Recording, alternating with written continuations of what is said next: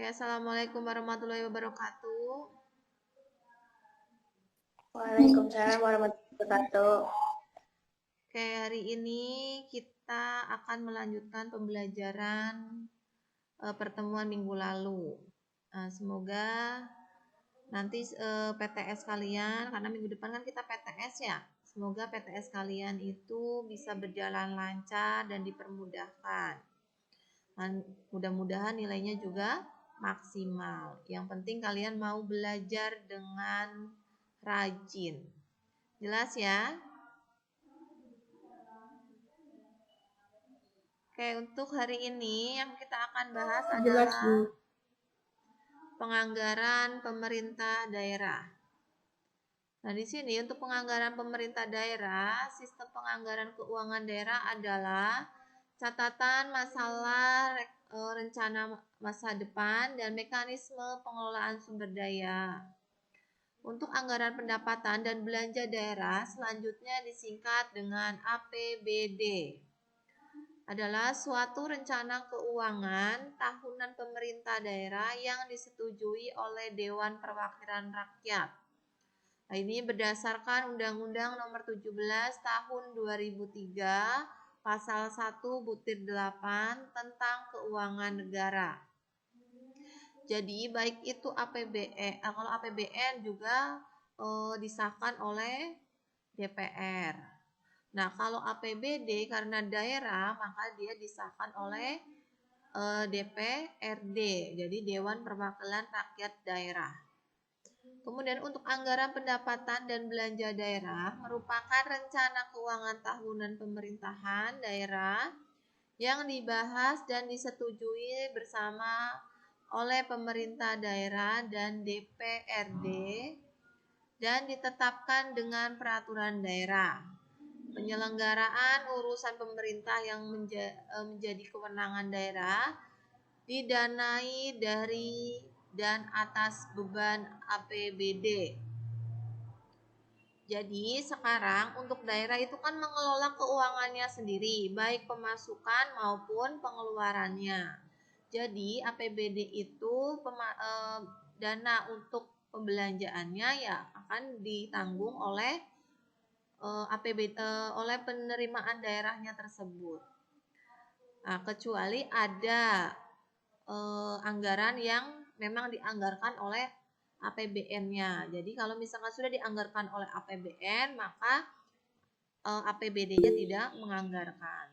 Tapi jika kegiatan tersebut murni berdasarkan daerahnya atau tidak ada kucuran dana dari APBN, maka dibiayai seluruhnya oleh penerimaan daerah tersebut.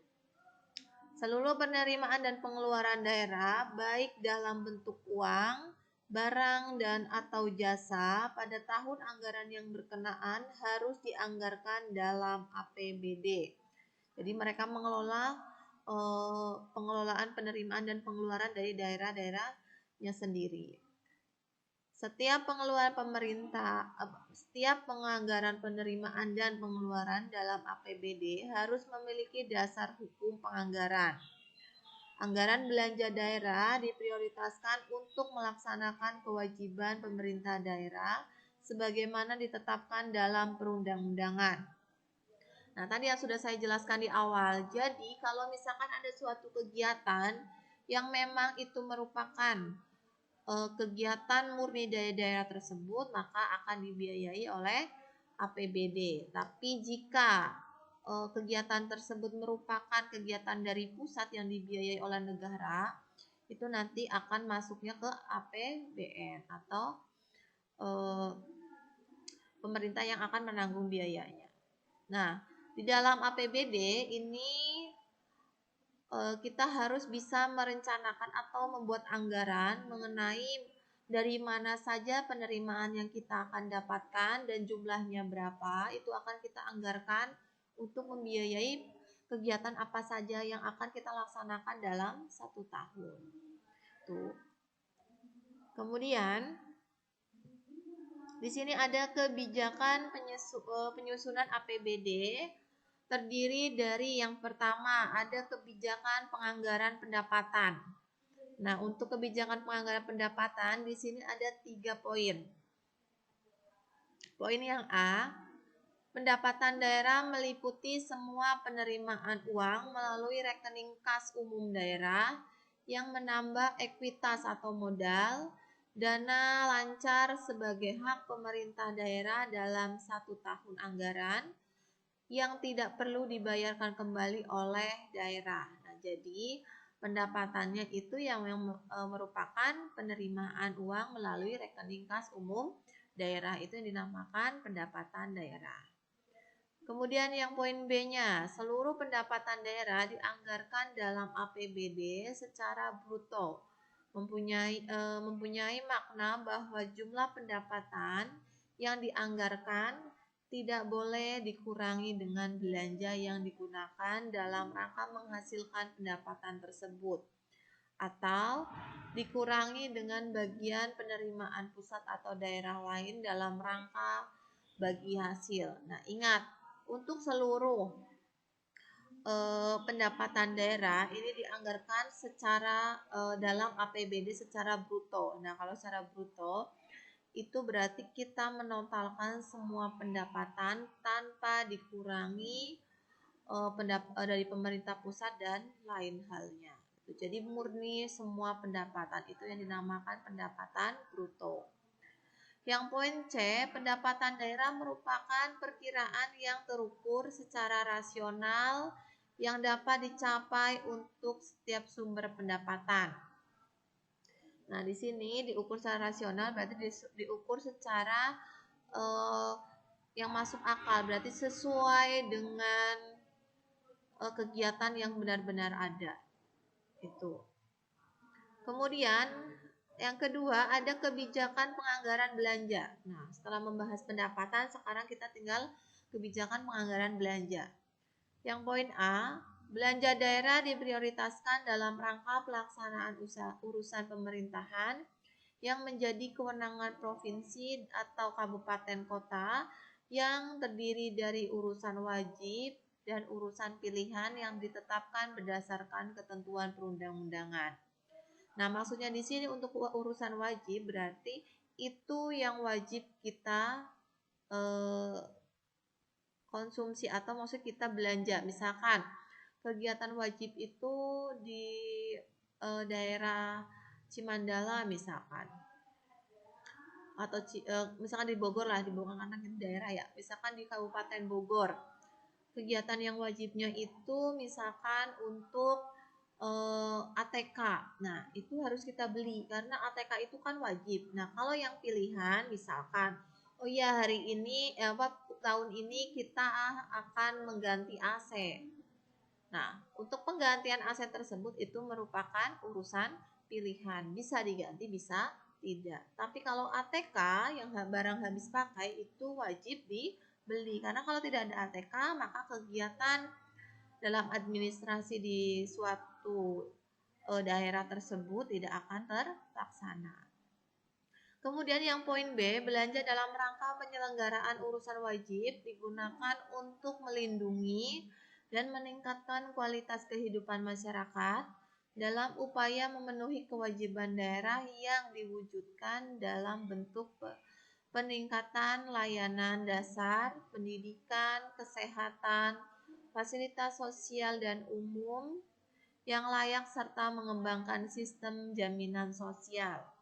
Nah, di sini itu untuk urusan wajib yaitu tadi misalkan kegiatan pelayanan dasar itu ya tadi kalau kita tidak ada ATK apakah kita bisa melayani? Itu pasti tidak bisa karena dengan adanya ATK misalkan ada orang yang ada masyarakat yang perlu dilayani. Nah, kita kan pasti akan mencatatnya. Kemudian nanti akan ada di situ ada buku tamu dan lain sebagainya. Itu kan yang berhubungan dengan ATK.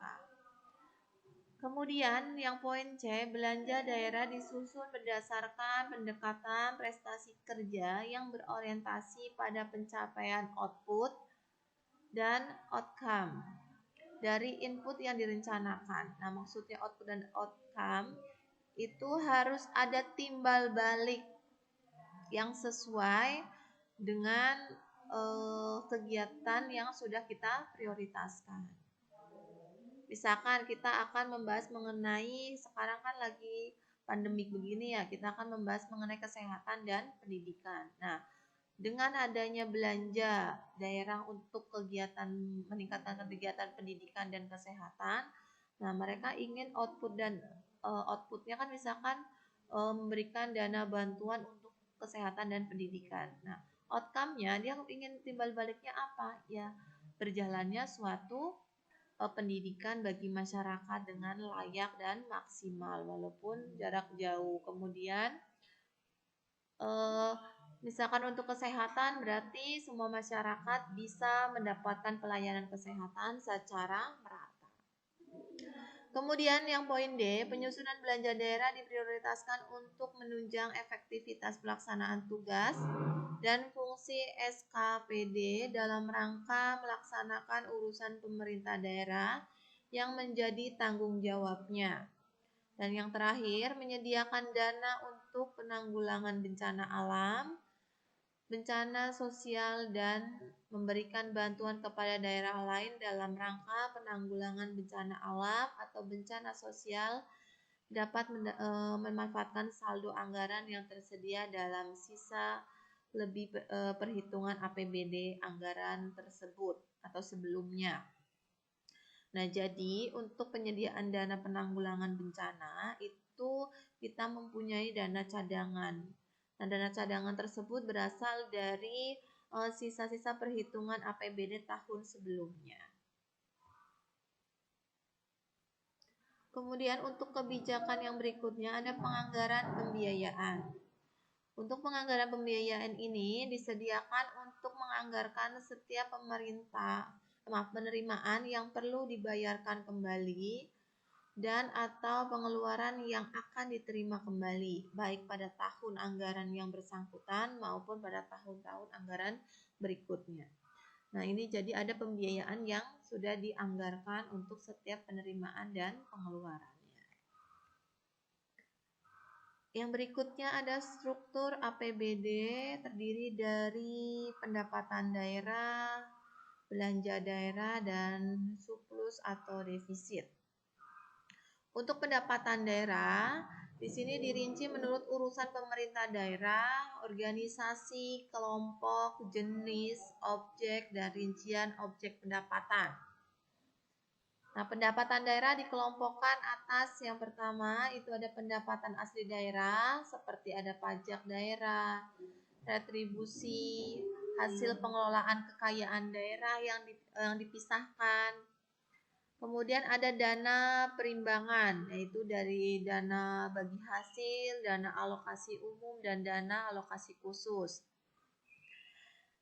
Yang terakhir ada lain-lain pendapatan daerah yang sah seperti hibah, kemudian dari pemerintah, kemudian ada hibah dari badan lembaga lainnya, organisasi swasta, dan misalkan swasta dalam negeri. Nah, hibah itu bisa dari pemerintah pusat, bisa dari lembaga, organisasi, atau badan lain yang berada di dalam negeri. Berikutnya ada belanja daerah. Dalam rangka menumbuhkan penilaian kewajaran biaya suatu program atau kegiatan, maka belanja terdiri dari dua kelompok. Yang pertama itu adalah belanja tidak langsung, yang terdiri dari belanja pegawai itu yang berhubungan dengan gaji dan tunjangan. Kemudian ada belanja bunga, belanja subsidi, belanja hibah, belanja bantuan sosial, belanja bagi hasil, bantuan keuangan, dan belanja tidak terduga. Nah, untuk belanja bunga berarti kita membayar bunga pinjaman. Kemudian untuk subsidi kita biasanya kan memberikan subsidi kepada pemerintah, baik itu dalam harga ataupun masyarakat individunya. Nah, di sini kita pasti akan menganggarkan itu.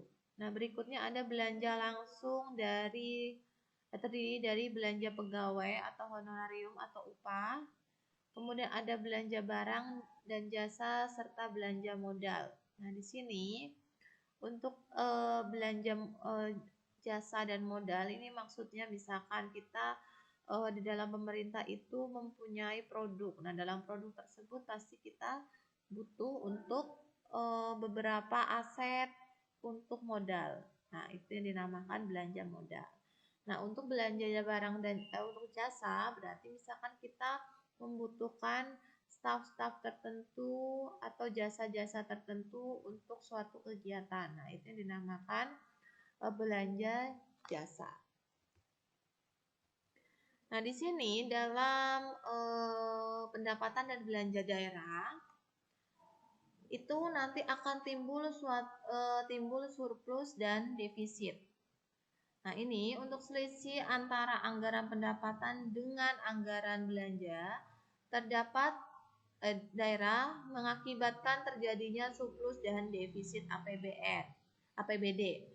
Untuk surplus anggaran terjadi apabila anggaran pendapatan lebih besar dari anggaran belanja. Nah, itu nanti akan terjadi surplus. Jadi pendapatan kita lebih besar daripada belanjanya. Itulah yang diharapkan semua daerah, karena kita tidak akan kekurangan tapi justru kita mempunyai pendapatan yang lebih untuk dimasukkan ke cadangan di tahun anggaran berikutnya. Dalam hal APBD diperkirakan surplus, maka penggunaan diutamakan untuk pembayaran pokok utang, penyertaan modal atau investasi daerah, pemberian pinjaman kepada pemerintah pusat atau pemerintah daerah lain, dan pendapatan belanja peningkatan jaminan sosial. Nah, itu kalau kita mengalami surplus kan berarti kita mempunyai kelebihan dari pendapatan tersebut. Maka bisa kita gunakan untuk membayar utang, kemudian bisa untuk berinvestasi dan bisa untuk dipinjamkan. Kemudian surplus anggaran terjadi apabila anggaran pendapatan lebih kecil dari anggaran belanja.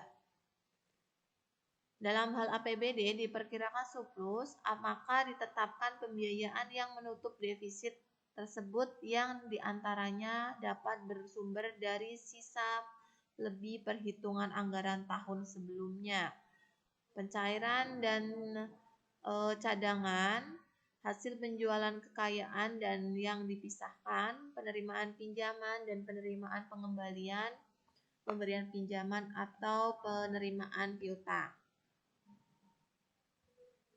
Kemudian ada pembiayaan daerah. Untuk pembiayaan daerah, ini meliputi semua transaksi keuangan yang menutup defisit atau untuk memanfaatkan surplus yang dirinci menurut urusan pemerintah daerah, organisasi, kelompok, jenis, objek, dan rincian objek pembiayaan. Nah, pelaku kunci dalam proses perencanaan dan penganggaran daerah itu ada pihak eksekutif, kemudian ada juga pihak legislatifnya. Nah, untuk eksklusif itu ada kepala daerah, kemudian sekretaris daerah, ada tim panitia anggaran, kemudian ada satuan kerja perangkat daerahnya, kemudian ada badan perencanaan daerah, ada badan pengelolaan keuangan daerah. Dan untuk legislatifnya itu ada panitia anggaran DPRD, kemudian ada komisi. Dan untuk pihak pengawas itu atau auditor yang hanya tugasnya mengawas kegiatan,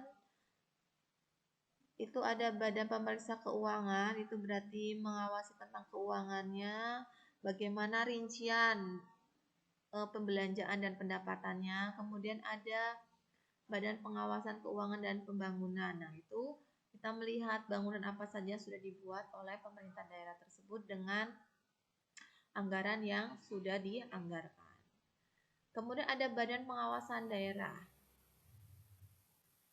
Nah, ini tugasnya untuk auditor intern di kabupaten atau kota yang bertanggung jawab kepada bupati atau wali kota melakukan pengawasan terhadap penyelenggaraan pemerintah dan pelaksanaan pembangunan. Di sini ada pihak masyarakat. Nah, di sini ada warga berbasis wilayah atau geografis, Ini berdasarkan wilayahnya, misalkan kecamatan atau desa. Kemudian ada kelompok kepentingan. Kemudian ada sektor swasta dalam seperti dunia usaha. Kemudian ada kelompok peduli anggaran, yaitu kelompok masyarakat yang melakukan pendidikan anggaran. Nah, ini adalah gambar dari alur perencanaan program dan penganggaran. Jadi nanti diprogramkan dulu kita kegiatan tahun ini akan melakukan kegiatan apa saja, itu harus diprogramkan. Kemudian setelah diprogramkan kita akan menganggarkan kira-kira biayanya bagaimana. Kemudian dari biaya-biaya yang akan dikeluarkan, dari mana kita mendapatkan dana untuk membiayai pengeluaran-pengeluaran atau belanja-belanja tersebut. Nah, mungkin itu saja yang bisa saya sampaikan untuk penganggaran pembelanjaan pemerintah daerah. Mudah-mudahan bisa untuk belajar di rumah untuk persiapan PTS minggu depan. Oke, terima kasih untuk hari ini dan wassalamualaikum warahmatullahi wabarakatuh.